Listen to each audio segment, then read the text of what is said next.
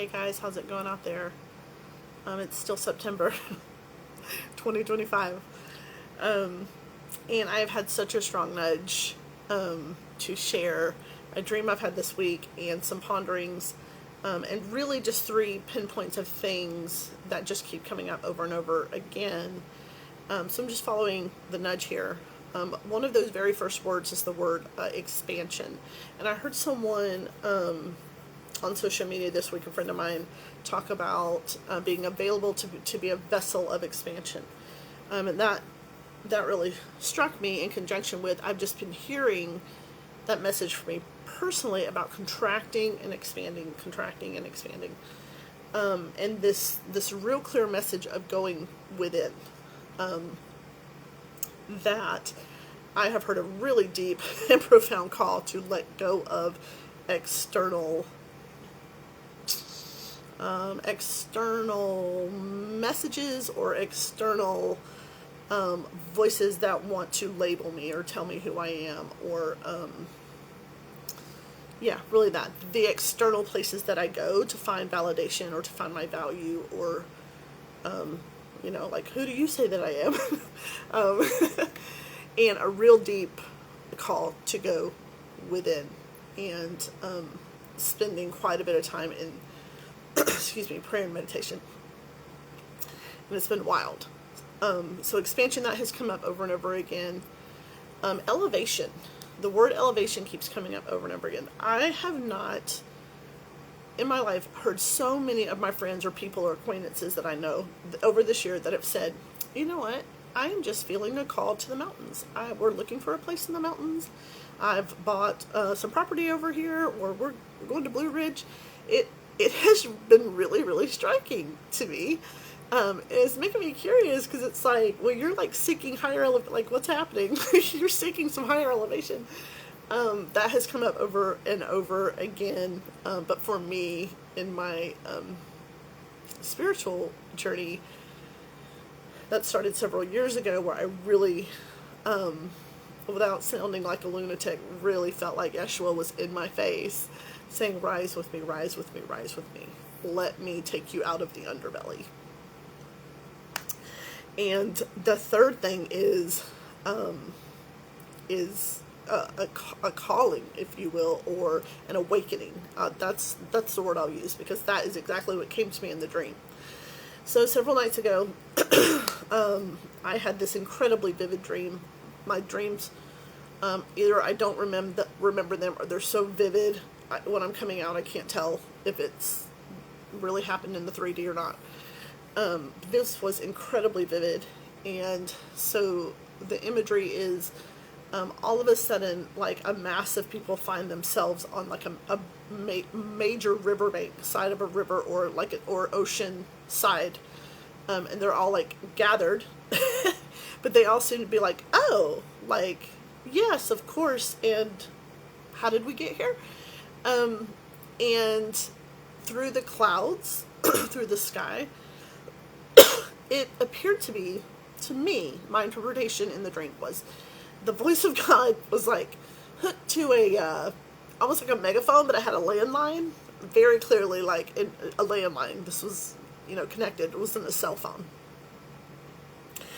And it was just this message, like, the feeling, I can't tell you the words, but the feeling was just, oh my gosh, like instant clarity, like, ta-da, like, something has shifted, I will never be the same. And I came out of that dream, I was like, man, that was really wild, and that stayed with me. And of course, through, the week, we've just borne witness to such, just violence and tragedy and death.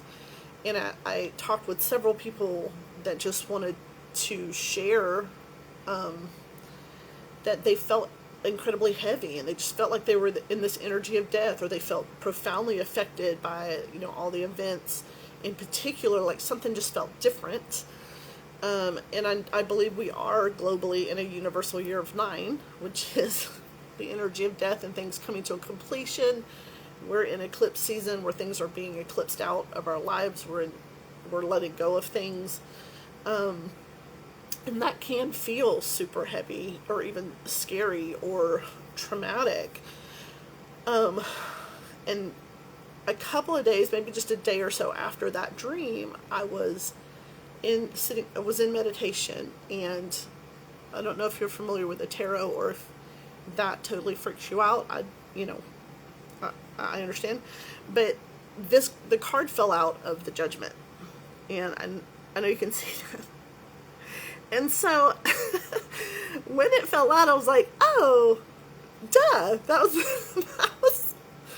was the dream. That was the dream that I was having. And it's funny because Lewis will walk by that card and he'll go, ooh, Judgment card, what's going? Ooh, what's that? But I think it's incredibly positive because it marks like transformation, resurrection. It is that aha, like clarity, like making the connection that something has shifted. Something has shifted forever. I will never be the same. I can't unknow or unsee. It's, of course it's marked by, there's some water involved in the card, whereas to me speaks to like the emotion in the subconscious that we often operate out of mostly. I mean, the science tells us that we mostly operate out of just programming that's running in the background all the time, not necessarily out of our conscious selves. And the Judgment card is really that awakening, like it's calling everything to the carpet. It's that self-reflection. It's going in. It's reevaluating all the things. But I see it as really, really hopeful, because after the Judgment card is the World card, and if you've ever seen it, it's a gorgeous card, and it is just completely upside down. It is just, things are going to be turned up on their head, and we have this new world, new earth, new heaven coming, bringing in, but being brought in through us, through the vessels. And I think that has been profoundly comforting to me, is I continue to hear and feel this calling to rise up out of systems and labels and whatever the world wants to call you or box you in or box me in. I am learning that we're just so much more. And the more that we awaken to that and we remember who we are, these spiritual beings, these unique expressions of God's love walking around in the world, the less that those labels can stick on you. Man, I wish I could find it, because when I was working with learners, there was a video we were watching where people were just walking around putting tags on each other like loser, MF, or, just, all the things, the labels that we sometimes carry. And then it showed someone who began to receive and remember they were never separate from God, that they were beloved and cherished and belonged. And all of a sudden the cards wouldn't stick. He was walking down the street and the things were falling off, and you saw people start to take notice, to say, I'll have whatever he's having. I would like to wake up to who I am as this vessel of divine love and unity and presence in the world. So out of that, I can be the most powerful, healing, service to other person that I can possibly be. That it is a wellspring pouring out of that. So I don't know if this is going to make any sense. I don't know if you clicked off like 7 minutes ago. But those were the 3 things I felt really nudged to share and offer. Is death and destruction never have the final word. The Judgment card of everything coming to the carpet up for evaluation, and we're looking at all the things, and we're trying to remember who we really are. That painful transition, the death, if we can see it as almost like a birthing canal, it's its own portal right? It is the gateway into the new birth, in the new earth that's being ushered in through us. It, to me, it's not so scary. It's just a portal. It's just a way through. And that world card, that gorgeous new life, resurrection story of complete restorative transformation, actually has the final say.